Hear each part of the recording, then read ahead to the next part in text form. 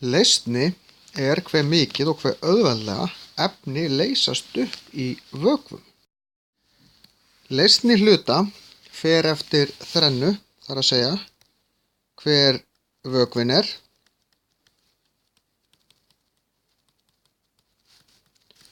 og við köllum vökvann leysir.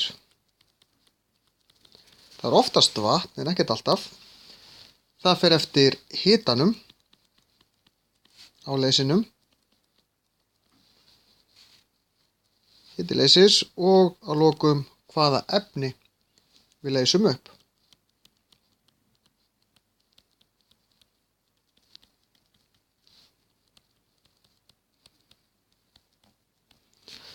Þegar við erum að leysa föst efni sem á annað borð leysast upp í vökva, það leysast alls ekkert öll efni upp í hvaða vökva sem er.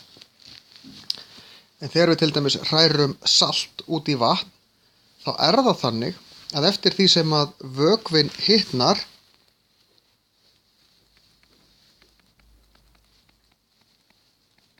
þá eykst leysnin.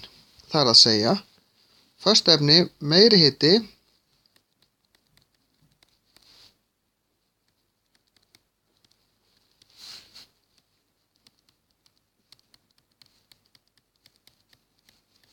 meiri leysni. Það þýðir meiri hiti, þá er þetta að leysa upp meira af efninu og það leysist betur upp. Og ef það er minni hiti, kalt, þá minnkar leysnin. Þegar við hellum ákveðið mikið af salti til dæmis út í vatn, þá endar það með því að vökvinn, af því við erum með bara ákveðið mikið vatn, hann hættir að taka við salti og það fer að detta á botninn. Þá segjum við að lausnin sé mettuð og við köllum þetta botnfall sem fellur á botninn.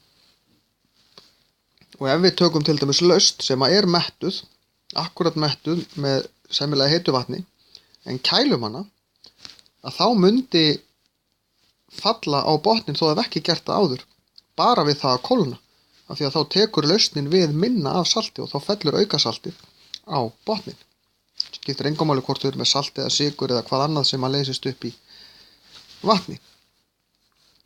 En lofttegundir leysast líka upp í vökvum.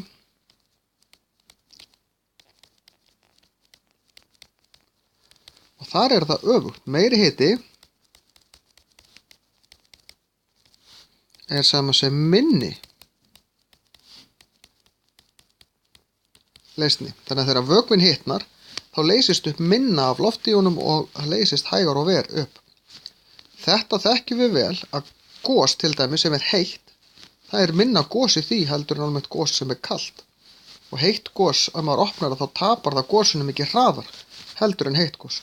Það er út af þessu. Og maður þarf að passa að geyma til dæmis kókdósir ekki það sem er hitt nógu mikið, því þær geta hreinlega sprungið út af þessu. Því þá losnar kolsýran, sem er lofttegundin, gosið í gosdrykknum, úr, og inn í dósin er bara ekki pláss, bæði af því hún er full af vökva, og það er ekki pláss fyrir lofti líka, og þá eykst þrýstingurinn verulega inn í dósinni og hún getur sprungið.